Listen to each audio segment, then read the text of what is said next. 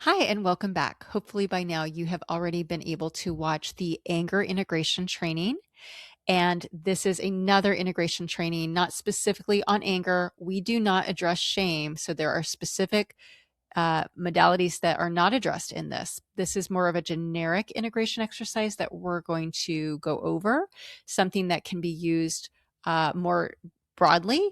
And specifically in this example, it is used with Kira, who is wanting to bring to a place of acceptance for her and her mom. She wants to accept mom as is. So we're not really dislodging shame. We're not addressing the anger component, but we are helping her young self integrate with her adult self and see things as they truly are so she can come to a place of accepting her mom in the present as mom is and kind of give up false hope for mom to be someone other than that.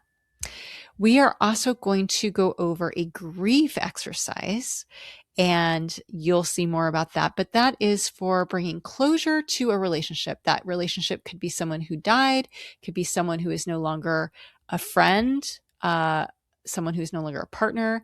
And it could also be, as in Kira's case, which you're going to see, having closure with a part of someone that no longer really exists. So in her case, again, it's her mom, and she needs to say goodbye to the mom she had for those first 10 years of life. And that is, again, with the goal of accepting the mom now as she is and not pining for that mom that she experienced in her early years. And then last, we're going to talk about expressive exercises, which really go hand in hand with integration exercises.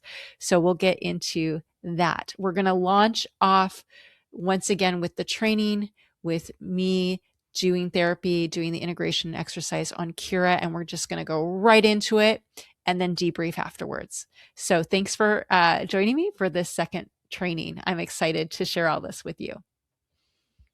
Or I'm Okay, going to so be here. that's what little Kira Yes. experienced. Yes. Okay, so Yes. the dishonesty would be the trigger there Absolutely. The because yes. she was untrustworthy and little Kira couldn't have a stable life because her mom was being untrustworthy. Little Kira didn't know what to predict in the future because of mom's being deceitful and Yes. being honest. That makes sense. Yes. And so Okay. now it extends to even if she gets on if I call her and she gets on the phone, if she's not in a position where she can talk, but she doesn't tell me that, she'll kind of be exhausted, she's falling asleep, maybe whatever the case may be, and then she's trying to force a conversation with Everly instead of just being honest and saying, I'm not Mhm. feeling really good, or I'm really tired, can we talk tomorrow? To Yeah. me, that gets labeled, that all or nothing part of my brain, all that's labeled Mm. as a lie. Or when Mhm. she is just needing a break, but she doesn't tell Everly that. And then I can watch her getting short, where now she doesn't have the same patience because now she's anxious and in a state of shame and it's coming out Mm. towards Ev.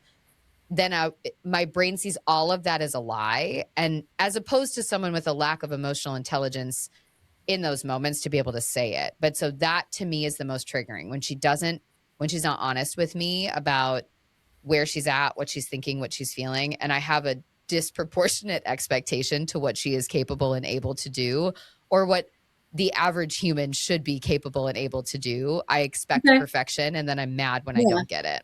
Okay, well, can we do some work around that? Yes. Okay, so I want you to close your eyes. I want you to imagine Okay. that she is being dishonest.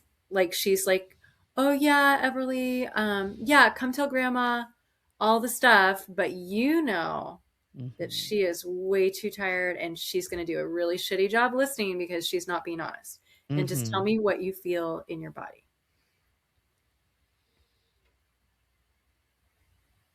I feel like a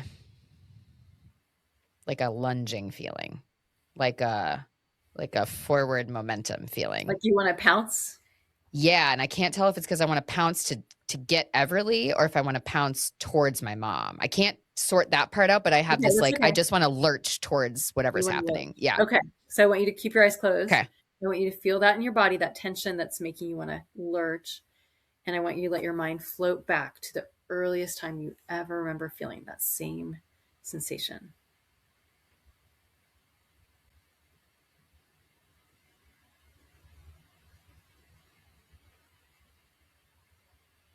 Okay, I have it. Yeah, tell me, tell us. So I remember, yeah, I'm definitely similar to when you were on the podcast. I'm like, it's not the earliest one, but it's definitely screaming at me. Like I'm able, the A plus it person in me is like, I'm supposed to do the earliest memory. No, That's how no, you get the good grade. And I'm reminding myself that's not the goal here. So yeah, just to name that, listeners, for the view that you might get if you're doing this with someone or if you do it yourself, really the feeling of what's standing out the loudest. And so for yeah, me, yeah. I'm thinking about this time where my mom, she had been in, I don't remember. I think she was in jail, but she was on work release at the time. So she was able to leave and go do work she was working at a sawmill. And I still don't quite understand how this happened, but she escaped. So she somehow escaped from when she was working on the sawmill. She just dipped and she was maybe 2-3 hours from where I was in Wisconsin at the time. And somehow she made it all the way back to where I was. And I remember her she actually I was standing at my aunt and uncle's house. I was living with them at the time. Mhm. So I was maybe 13, 12 or 13. And I looked out across the pond in their backyard and I saw this woman over there and I was like, that's my mom. And then I went back in a few minutes and she wasn't there anymore. And I was like, this is weird. This feels like maybe I'm like seeing visions. I don't know. And then she woke me up in the middle of the night. I guess for all intents and purposes, broke into their house, woke me up in the middle of the night to tell me that she had relapsed. This stuff had happened. She was going to turn herself in. Here's the plan.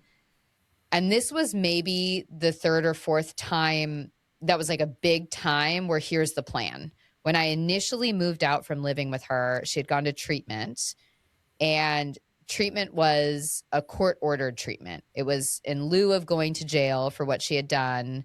They had said, yep, she has an addiction. We're sending you to this treatment facility. It was supposed to be a brief few months period of time. We talked about this, I know, before, but I ended up never living with her again. She never resolved Right. her addiction during that time. And so I remember as she's telling me this, and I'm noticing I still have this vivid memory. Her drug of choice was crack cocaine, and you get blisters on your body when you're using a lot. And I remember she had blisters all over her body. She looked really haggard and unwell, and she just kept feeding me this story of how things were going to be. And at that point, I knew that this was her. She wasn't being honest with me. She was constantly telling me how things are going to be, which is not uncommon for parents with addiction to tell their kids this. They want their kids to have hope. They have hope that things are going to be better, but they haven't come face to face with the reality of where things are going to be. Yeah. And I remember equal parts just wanting her to hold me and also wanting to push her as hard as I could. Like I was so hurt and I didn't believe anymore. And it was the moment I stopped believing what she told me and Wow. I stopped trusting her words because no longer was it, well, this is probably the time. It was, this is going to be like what it has been. And my mom isn't my mom anymore. My mom's gone. I won't be with her anymore. Oh my God. Okay. So let's do this. I'm going to have you close your eyes. I want you to Okay. see young Kira, who's, you said maybe 12, Mm-hmm.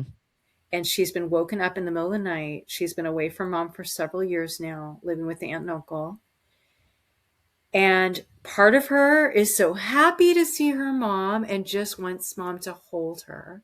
Mm-hmm. And this new part is like, this isn't our mom anymore. We can't Mm-hmm. trust her.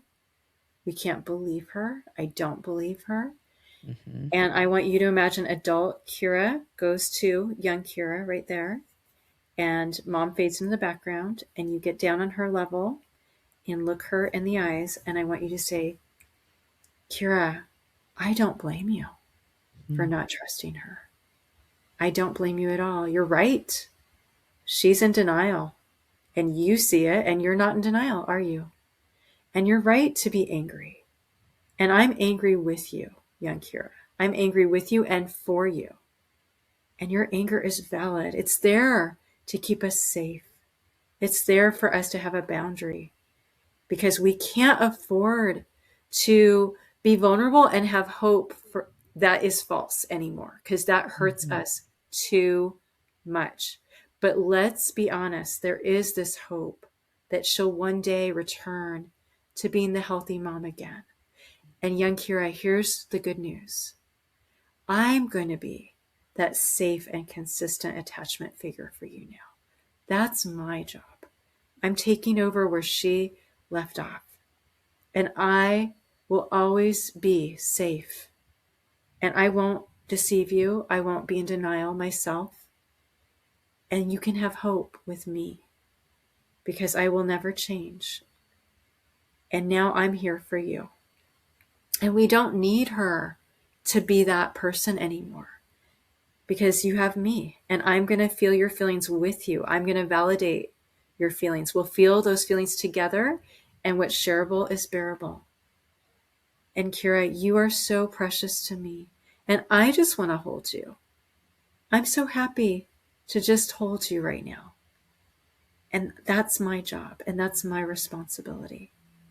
So let's just let go of all the false hope on this biological mother to be something that she'll never be, to be something she can't. Let's just shrug our shoulders and give up on her for that. And maybe we can just accept her for who she is now. And we don't have to have hope for her being a nurturing, consistent attachment figure because we have each other now. And we can have peace.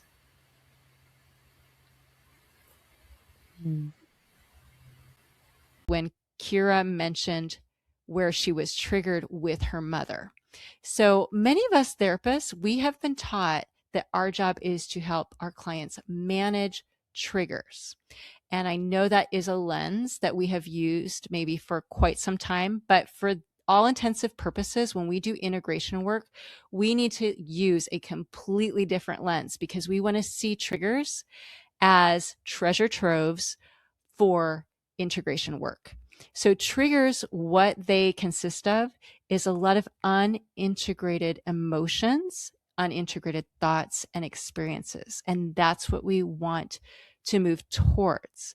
So the goal of integration is to integrate the past with the present. It's also to integrate our mind with our body. And the third piece is integrating our emotions with our logic. And so triggers, or when a client are activated, those are really salient points and opportunities for material that needs to be integrated and is not. So we want to look for those. We want to be trigger hunters. And it's not too hard because most of our clients are going to talk about very activating experiences when they come to see us. They're not going to talk about, how they went fishing and caught no fish unless that's a triggering experience for them. So it's not super hard. I will say with Kira, she is very self-aware and a very articulate person. She's also a therapist, so she was able to name her trigger and own it very clearly. But with some clients, it's much less obvious. So let's talk about that because we are looking for triggers, but not everyone is going to say, yeah, I'm really triggered when this happens. They won't have that level of self-awareness. So what can we look for when we're looking for a trigger that our client has? We are going to look for anger. And you know what? Not just anger. We're going to look for, a trauma response. So a fight is anger, flight if they feel an urge to flee, freeze if they find themselves freezing in any way, or fawning. So those are well-known trauma responses. We're going to look for those four things. We're also going to look for when clients dissociate. So dissociation could simply be all of a sudden they can't stop scrolling on their phone. All of a sudden they have a need to drink or use. All of a sudden they're engaging in a compulsive behavior of any kind. It could be something very detrimental, or it could be something that seems innocuous, but it is compulsive. So my best friend, Katie, I love her dearly, but she used to have this thrift store shopping addiction. And we realized that she would do it when she was triggered. And so I helped her to see, Katie, when you suddenly feel the need to go thrift store shopping, slow down and ask yourself what you're feeling. because it looks like you're dissociating from a feeling. So it could be anything. But yeah, pay attention and know your client. Food's a big one as well. So that's how we look for the triggering content. And we want to move towards them, not manage them, but really go to the root of what's underneath it. So that's step one. Step two, we want to have our client close their eyes and imagine they're in that triggering situation right here, right now. Now, this part, I'm not going to lie, is a little sadistic. Okay. It's not fun for them to do, but it is very, very temporary. So they're going to close their eyes. They're going to imagine they're right there in the midst of whatever is so evocative for them. And they're going to feel their body. So with Kira, you saw that she was very in touch with her body. She was very much aware that she had this urge to lurch forward, right? But for other clients, they're not as in touch with their body. So sometimes we have them get to this point and they don't feel anything in their body. So here's what we do then. I will speak to the client's brain for them and I will have them keep their eyes closed and I will say, Kira's brain, thank you so much for all your hard work. Right now, we're going to have you take a pause and go offline so we can drop down into our body and fully feel whatever is there. It's really important, and we will come back to you and engage you, brain, once again when we're done. So sometimes that's all it takes, and that works. Sometimes even that's not enough. And in that case, I will say a little bit more. And what I will say is something to the effect of, brain, I know it's really scary to think about feeling anger in our body. That's something that we don't really allow for. And that's always been scary for us. But right now, it's actually going to be healing. We're actually going to go offline, drop down into the body, and embrace that anger because that anger gives us vital wisdom for how to resolve this trigger. So that's the kind of language that really helps the brain just kind of take that break and that person can feel their body. Because what happens is many people will dissociate into their brain through logic and talk themselves out of whatever is going on in their body, which oftentimes is anger. And that's too scary for them. So when we address it, when we name it, it really helps the body to drop down, to relax, and to embrace that anger because it's not going to cause an explosive reaction.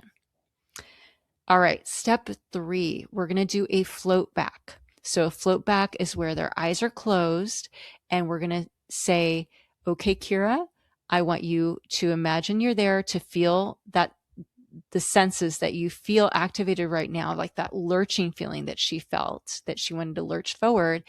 And I want you to let your mind float back passively to the earliest memory that you can find or the loudest memory. So in Kira's case, it was the one that was screaming at her, whatever is the most salient. So either the earliest memory or the most salient memory. Step 4. Now this we're going to slow down and we're going to unpack. This is our work here. Step 4 is that we, the therapist, needs to understand the nature of the trigger. So in this exercise, it is very apparent to me in the video, if you watch it at minute 6:08, when Kira, is sharing that at age 12, she stops believing her mom because her mom has done this song and dance many times before saying, I have a plan now. I got it figured out. And 12-year-old Kira is on to her. And so she's sharing with me in that memory, she's saying, I didn't believe her anymore. It was the moment I stopped believing what she told me. I stopped trusting her words. And if you see my response to this, I'm having this epiphany because all of a sudden it's very apparent to me why this is so provocative for her in the present, because what she said triggered her about her mom in the present is when mom doesn't seem to be honest. And so it made complete sense that when mom's not honest in the present, 12-year-old Kira is activated because she figured out that mom wasn't honest back then either, because she was in denial and she's still angry about that.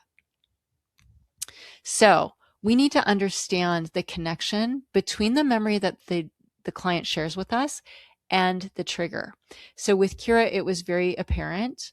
But again, with some clients, it's not as apparent. It's not as clear to us, but we need to understand it. So if that's the case, let's say I don't really understand the connection between the memory and the trigger, I will say something. I will have my hypothesis and I'll just put it before them. And I'll say something like, Kira, it sounds like you felt abandoned when mom was non-responsive at age 15. And maybe that abandonment is being echoed today when she's quiet. Is that true? And I'll let her tell me. Maybe another time, I have no idea what that connection is. So I will just say, Kira, help me understand how the memory you're sharing now relates to the trigger. What do you think that connection is? Okay, so that's really important for me to understand. It's also important for her to understand. So one really important thing is that we're focusing on how the client felt in the memory that they're sharing. How did they feel?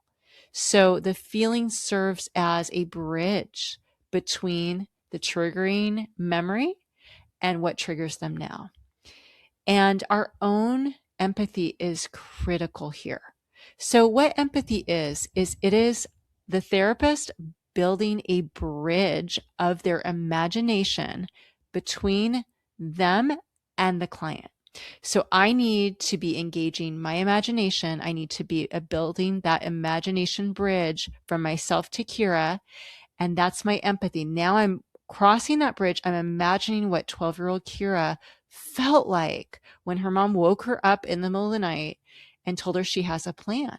And as I'm able to imagine and put myself in her shoes and feel that, that helps me understand the level of the impact. And that is very important for me to do as her therapist for this exercise.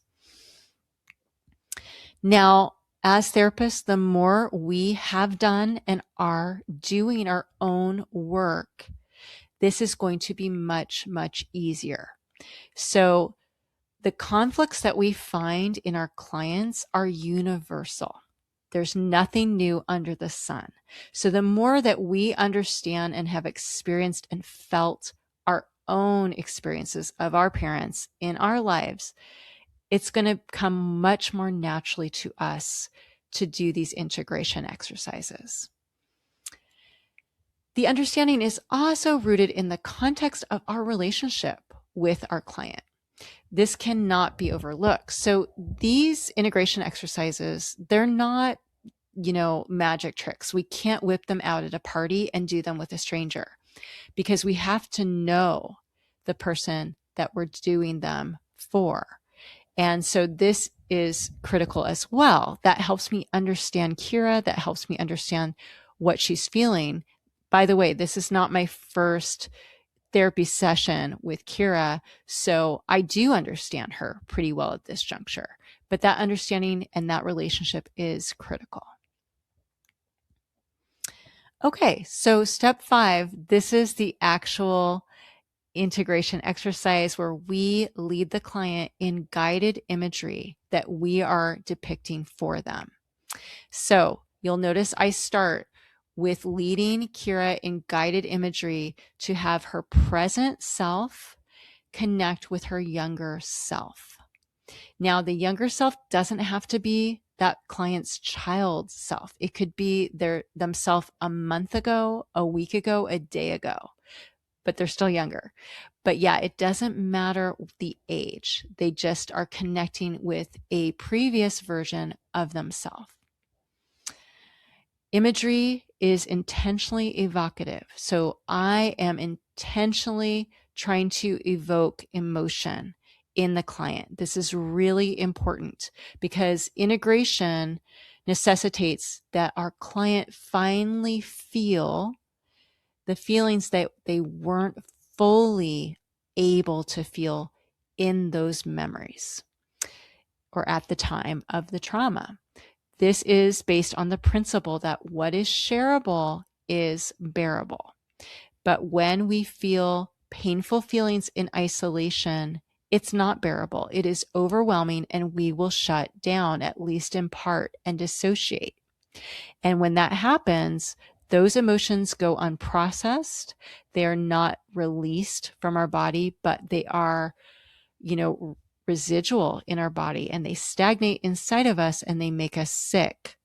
So the goal of this exercise and of all integration exercises is to achieve closure by finally feeling and being able to release those emotions out of our body. Now, the client feels held by the therapist when she feels seen by the therapist, as we verbally depict not only what that client in that memory experienced outwardly, but also what she likely experienced internally by naming the emotions that we imagine she felt. This is, again, using that bridge of our imagination that creates empathy. So our empathy when we do this and naming what we believe she felt depicts this imagery that allows her to have empathy for herself. And that is really powerful. So I used words like, I want you to see young Kira. Part of her is so happy to see mom and just wants to be held. But there's this new part that doesn't believe mom and doesn't trust her. So if you notice in the video, Kira was nodding. She's nodding along. Somatically, she's showing me that it's resonating what she's hearing, and it's helping her feel those feelings and have empathy for her young self. I'm guiding the client to enter that memory now. So the adult version enters the memory with the younger version of herself, gets down on her level, looks her in the eyes, and speaks to her. And so, of course, I'm the one putting the words in her mouth, but it fosters integration. So I'm validating. We start with validation. She says, young Kira, I don't blame you for not trusting our mom. You're right. She is in denial and you're not. And you're right to be angry. So we start with validation. Validation fosters integration. The shared feelings. So I have adult Kira say to young Kira, I'm angry with you and for you. And now we can feel that anger together. That anger is important for us to feel so that we can have a boundary and protect ourselves. We're naming part of the conflict. We can't afford to be vulnerable and have false hope in this mother because it hurts us too much. Yet, there's also still hope that she will go back to being the good mother we once knew. And that's hard to give up. It's still there. So that's the conflict within her. The adult self now commits to being that nurturing and consistent attachment figure for her young self. So she commits to doing that now. She apologizes for not having done that before. And she reflects the value of her young self back to her. She says, you are so precious to me. I just want to hold you. That's my job. That's my responsibility. And I'm happy to do that now. And now that integration has been completed, the adult self leads the young self into letting go of that false hope in mom, who she doesn't need anymore as the nurturing and consistent attachment figure. So she says, let's just shrug our shoulders and surrender. Let's surrender the false hope in our biological mom to ever going back to being the mom that we want her to be. Let's just release that so we can accept her as she is now. Because now we have each other and we don't need her to be the consistent nurturing attachment figure. We can accept her for how she actually is. Okay, so we're going to go ahead now and show the second video clip of the grief exercise. Then we're going to unpack that. But I can tell there's another stopping point I need to go to that feels a little hard. And I think once I do that, Yeah. then I think that last part you said of being able to have a relationship with who she is versus the hope of who she could be, I think that will feel more accessible, because I think sometimes I still look to her to do this thing that it feels like is only fair that she just fucking does the thing. Does that make Well, sense? it totally does. And here I have an idea. Yeah. So this is what I have my clients do. Um, let's say goodbye to the first mom you had that you only had for those first, that first decade. Let's say goodbye to her. And when we say goodbye to someone, so obviously, she's still biologically alive, the same person, but she's not that person. You don't have that person. You've never had that mom back. So we say thank you. We thank them for what they did for us, Mm-hmm. and we forgive them. And then maybe we ask them to forgive us for anything Mm-hmm. necessary to forgive us for. So what would you want to thank her for? And we just have like maybe 10 more minutes, but let's go ahead and do this. What would you want to thank her for? What would you want to forgive that first decade of mother that you got for? And was there anything you would want her to forgive you for? I think thanking me or thanking her, there was a way that my mom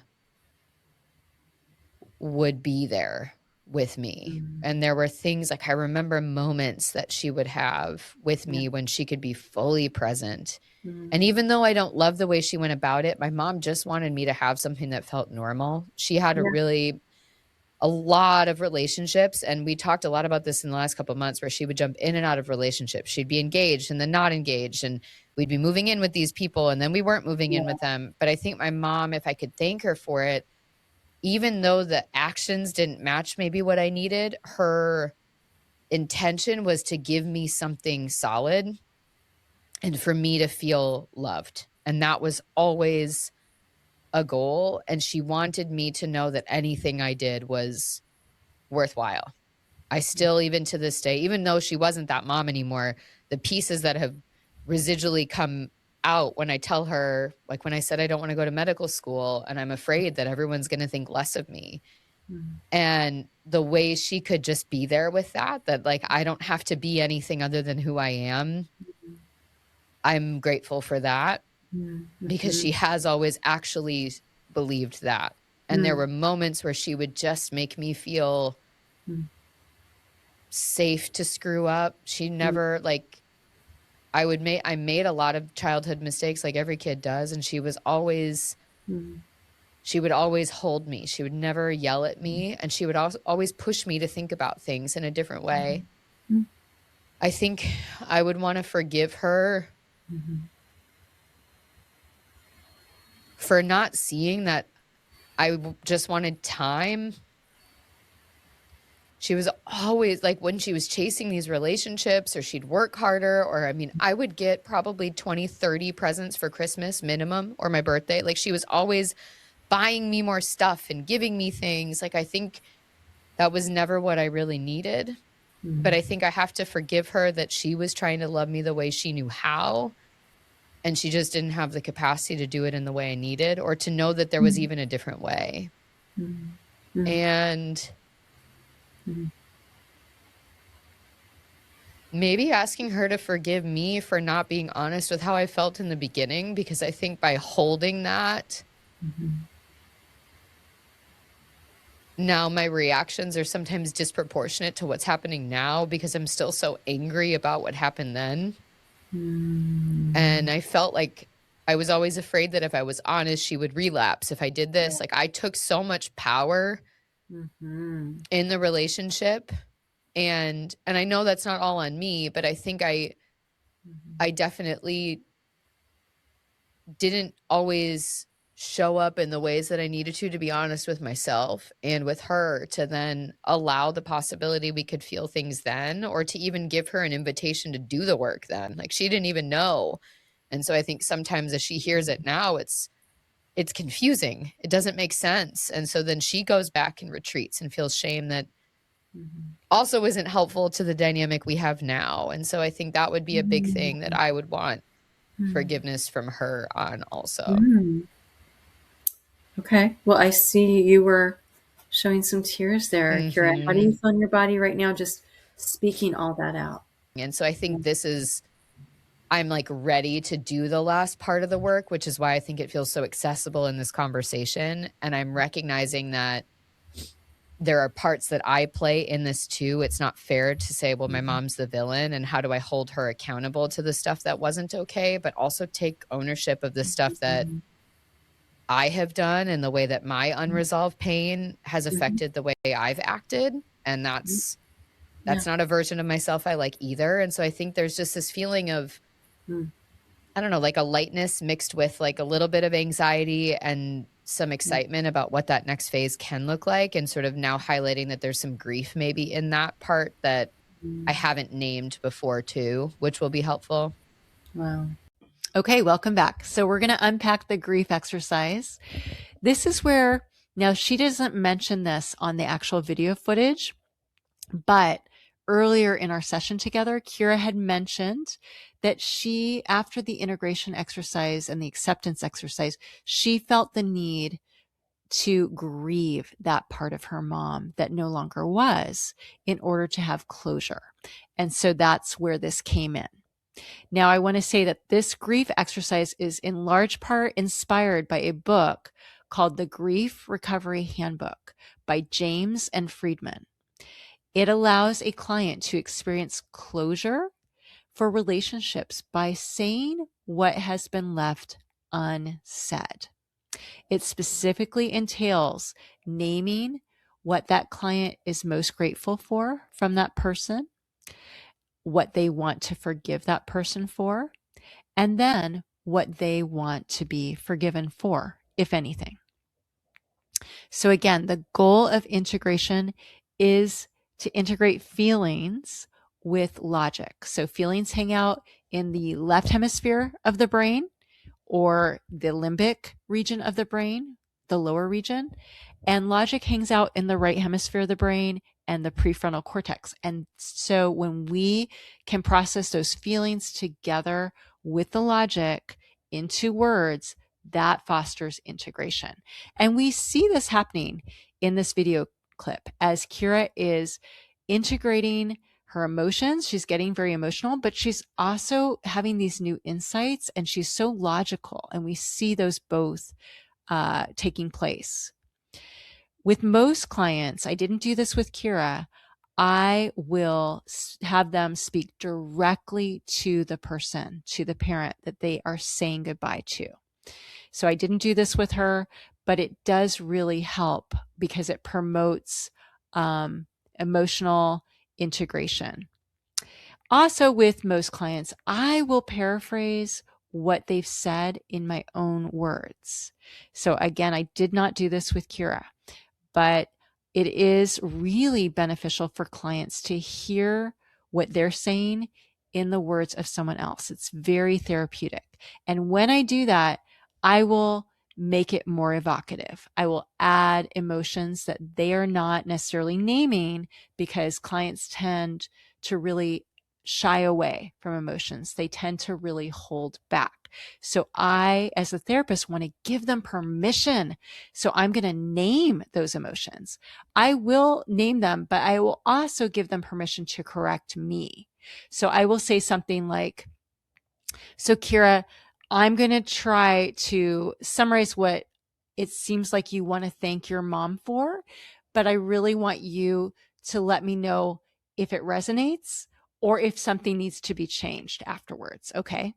So now I'm empowering them, and I'm going to make it more evocative. So maybe what Kira said was, Mom, those years were really good years that I'll never forget. And maybe I want to make it more evocative by saying something like, Mom, those first 8 years were precious to me.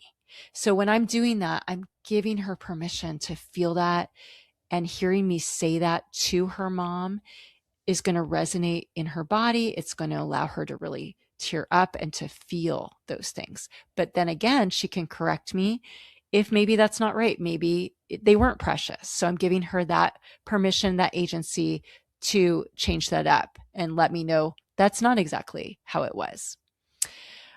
So another example is maybe I might say, more for the emotionally painful side of things, I might say, Mom, I barely survived those years. So my client, maybe she's saying something like, yeah, those years were really hard. So I want to amp it up because my goal is to integrate those feelings and to name them and to legitimize them, to validate them, and to empower her to feel those in the moment. And so when I say something that evocative, again, she can correct me, but if that's true, she can feel that. And that allows her body to relax and release those feelings. I might say something like, Mom, I had to amputate myself to be in your presence. Okay. And again, she can correct me, but these are important that we're naming the feelings that they are withholding feeling. So at the end of this exercise, you'll notice that Kira is making these connections, and connections are how we know that there has been integration. They are an outcome of successful integration. She has this increased insight at the end that she says she's able to see more of the dynamic between herself and her mom, her own resentment, and how mom's behavior is in the present. And that connection actually empowers her. It gives her agency because she's more able to see their dynamic and know what she needs to do to change it. So that is encouraging. She realizes how her own behaviors in the past have contributed to their present day dynamic and her own resentment of mom. And so therefore she is able to have more empathy for her mom, yet simultaneously having empathy for herself. She's not beating herself up. And then lastly, she names that she feels lighter. This is another very common evidence of a successful integration exercise, is that clients feel lighter. And she even says she feels excited, which is really encouraging because she had said earlier in our session that she was really dreading seeing her mom over the holidays. And so at the end of this, she's saying she's actually excited to see mom. And that, again, is an outcome of her feeling more agency, having more insight into their dynamic, what she can do differently. And so that gives her this new excitement to see mom, which is very encouraging. So thank you for listening to all this. I know there's a lot here, and I just thank you for being along the ride. And I'm going to go ahead and end this session now. So now we're going to talk a little bit more about the somatic piece, and we're going to talk about an exercise that is called the expressive exercise that goes in conjunction with the integration exercise. So let's circle back to Kira's original response when we did the integration exercise, and she felt this lurching in her body, that her body wanted to lurch, and she didn't know why, and she didn't know what it meant. And again, understanding is really a therapeutic factor in these exercises, in this modality. So let's try to understand that, because that lurch was associated with this inner conflict that she had as a 12-year-old, that part of her wanted to be held by her mom, but there's this new part of her that didn't trust mom anymore. And so you can kind of imagine how her body, when she first saw her mom appear in the middle of the night at age 12, after not seeing her for months, her body wanted to move forward and embrace the mom. But then maybe the lurch was her body fighting that and resisting that and just saying, no, we can't trust her anymore. So I think this is such a beautiful depiction of how much our bodies keep the score, if you will. Our bodies are always communicating, and they are communicating to us with the goal of us understanding them, and that understanding, that attunement, leading to integration, to resolution. So Kira's body was communicating to her this lack of integration, this ambivalence toward her mom, that part of her loves her mom and wants to hold her and be held by her, and another part just doesn't trust her. So there's the ambivalence. There is what we call the conflict. And conflicts need to be brought to resolution. That is how we achieve peace and integration. So the problem is, most of us live in our brain, which is the adult part of ourselves. And our brain is a wonderful organ, but is certainly not the only important organ, because oftentimes when we live in the brain, we talk ourselves out of our feelings and we dissociate from the body, and we don't attune to the body. So when we start to attune to our body, we start to pay attention to it, we are able to understand her and what she's needing, what she's feeling, and how to bring that closure.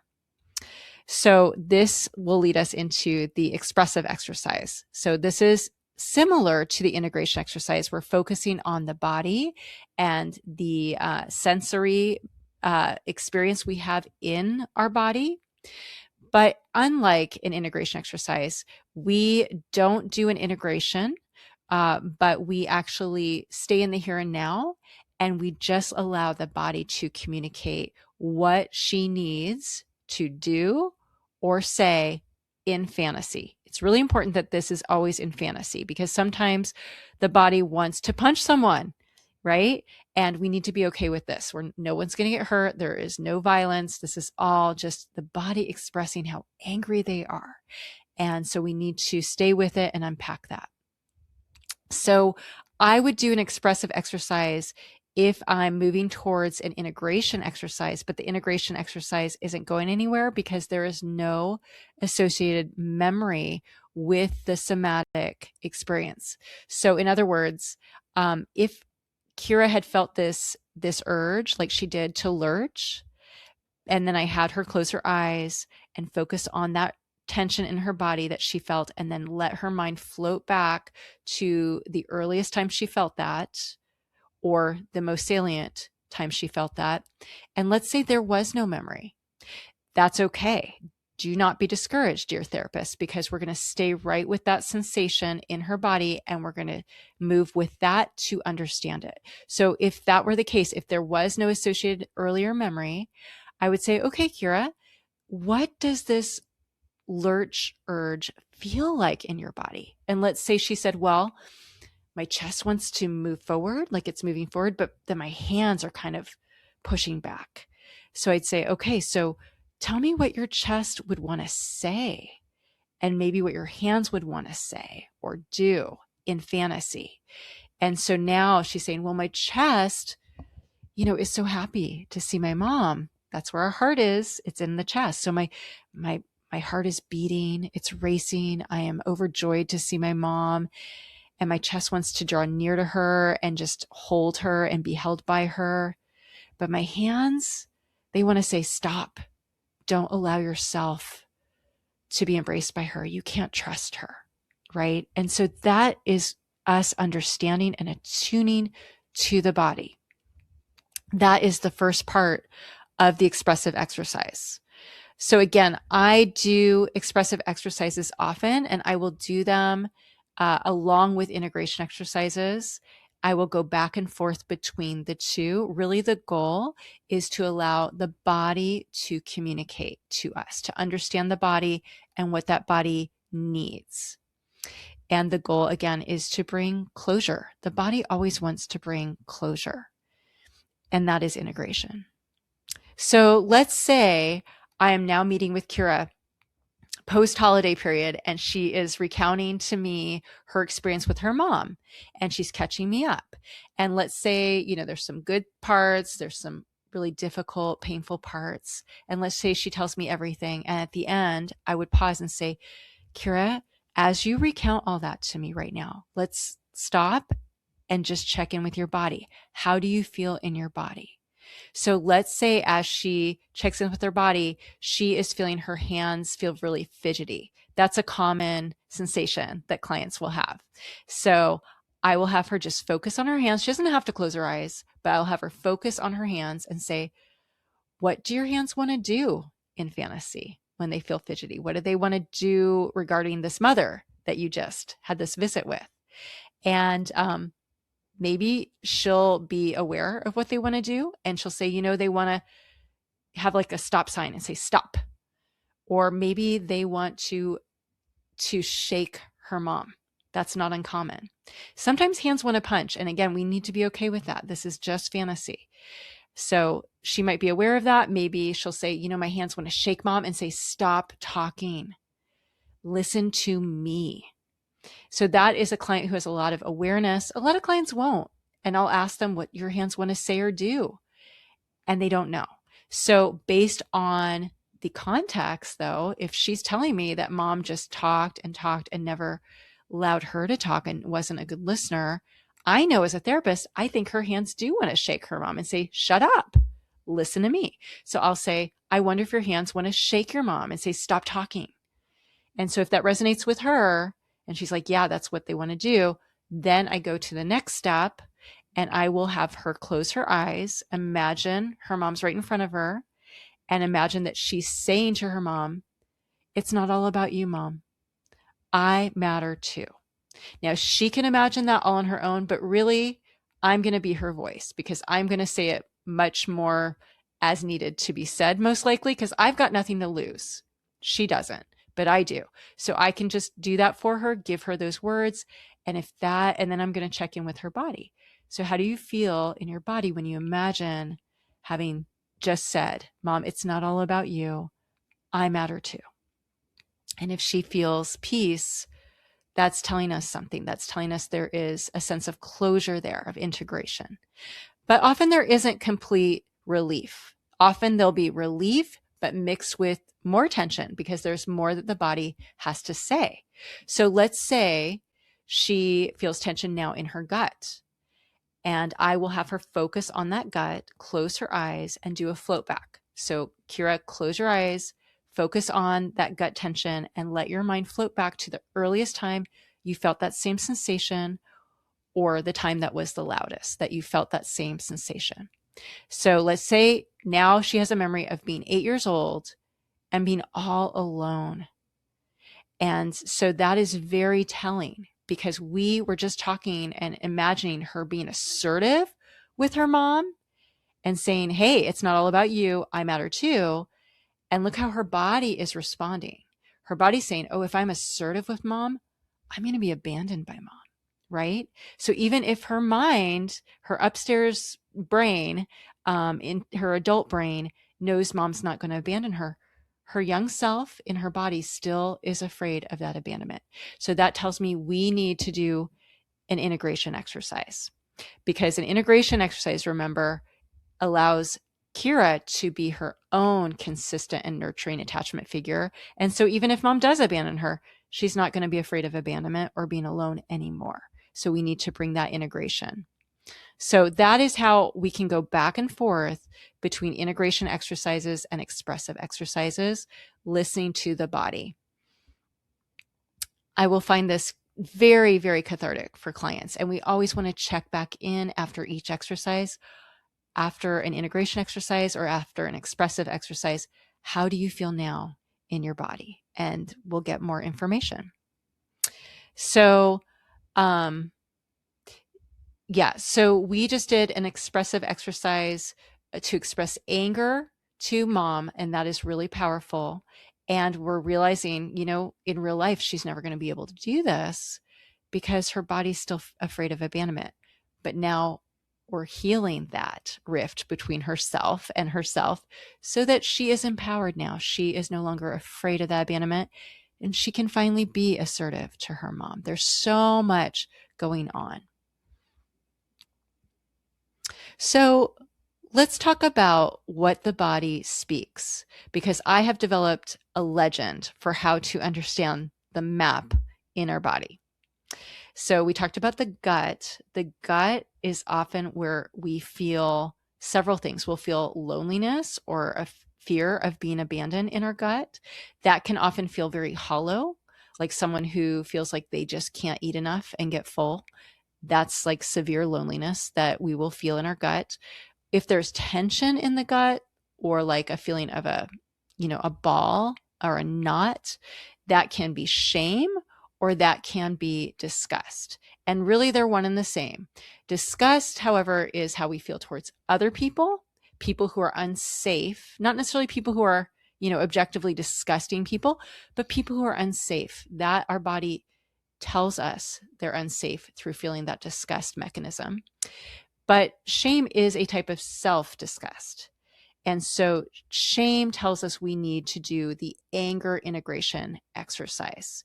And this training doesn't cover that, but I really want to encourage you to go back to my previous exercise called the anger integration exercise training, so we can help that client dislodge that shame, take them back to that imprinting memory, and put that shame in a cardboard box and give it to the person that is disowning their shame onto them. Or we can also put it in a cardboard box and throw it in the middle of the ocean. So as clients dislodge shame in these exercises, and we have to do multiple exercises, one anger integration exercise does not suffice because we have appropriated shame at many different areas, many different memories and experiences in our lives. So as we do multiple integration exercises to dislodge that shame, I find clients are more able to naturally feel disgust at other people. When we have a lot of shame, we don't have that healthy feedback of unsafe people to warn us about unsafe people. That shame kind of gets in the way because shame also lives in the gut. But as clients make progress, as they get healthier, as they dislodge their own shame, they're able to be much more wise because they start self-attuning and feeling their gut, and they will feel that disgust mechanism. That is so powerful. So tension in the neck and upper back, I have found is where we will place dissociated anger that really belongs in the throat. The throat wants to say something in fantasy to a person, but we don't feel comfortable or confident to do that. So we'll dissociate by taking that tension, and it will go in the back of the throat or the neck. So if a client has neck pain or upper back, I will say, what do you want to say in fantasy to this person? Let's do this. And it ameliorates. So the gut, again, we want to externalize or express. So when I say expressive exercise, I mean literally we're expressing these stagnant feelings from our body, externalizing them into the ether by our words. And so words are so powerful in the expressive exercise. When someone feels disgust with someone, they need to speak that out loud. I can't do that for them. They need to say that to that person in fantasy during the therapy session. So I will say, okay, let's have you say to this person, you disgust me. And after they say that, oh my goodness, the relief that they feel in their body is miraculous. If they don't feel ready to say, you disgust me to the person in fantasy, they can say, your behavior disgusts me. Or when you say that, I'm disgusted. But when they speak that out loud, it is very cathartic. It is very therapeutic. Hands and arm tension, just like I alluded to in the example with Kira, hands and arm tension want to move. They want to punch. They want to shake someone. They want to push someone. They want to break something. And those are all okay to do in fantasy. Let's say the client says, I just want to punch my brother in the face. I will say, I bet you do. I don't blame you. If that punch had words, what would those words be speaking to him? And that's really the cathartic piece, is putting that punch, translating that into words. And that's important. So he's going to say to his brother, you're such an idiot and you never have trusted me, right? And so once he says that, that's the expression. The punch alone isn't going to get us there, even if it's in fantasy. The expression needs to be in words. Words are grounding. Words allow for that externalization of that anger or that disgust. Feet and legs, when clients feel tension or they feel agitation in the legs or feet, they usually want to go somewhere, as in the legs and the feet are telling them, let's get out of this place. It's not safe. So I will have them, I will ask them, where do those legs want to go in fantasy? And maybe they'll say, they just want to live in a different place than I do now. I'm realizing that I can't stay with this partner. So then I will have them close their eyes and imagine it's a month from now and they have found another place to live without that partner. And I'll say, how do you feel in your body when you imagine living in this new place away from them? And they'll say, wow, I feel complete peace. So that gives them wisdom. That helps them realize just how unsafe they are. I have done this in the past where I've had a client I'm thinking of right now share with me she's going to spend time with this person that she knew as a teenager, but she doesn't really respect her now that she's an adult. And she was talking about then another friend that she's getting really close with, this new friend that she really likes. And I had her close her eyes and imagine that she was with the old friend, the one that she's just kind of maintaining just for posterity's sake, and what she felt in her body. And then contrast that when she imagined being with this new friend that she's gained to know more, that she really respects, that she really likes. And the contrast between the two was so stark. And she really realized, oh my God, what am I doing trying to maintain this old friendship? I don't even feel safe with this person. I need to really pursue this new friendship and people like this new friend. So this can be really empowering and really illuminating for clients. So really the goal here, again, is integration through self-attunement. We're empowering clients to start attuning to their own bodies. This promotes self-attachment, which is integration. So the more they do this with us, the more they're going to do it naturally and the more they heal. So thanks for listening to me, and I will talk to you next time.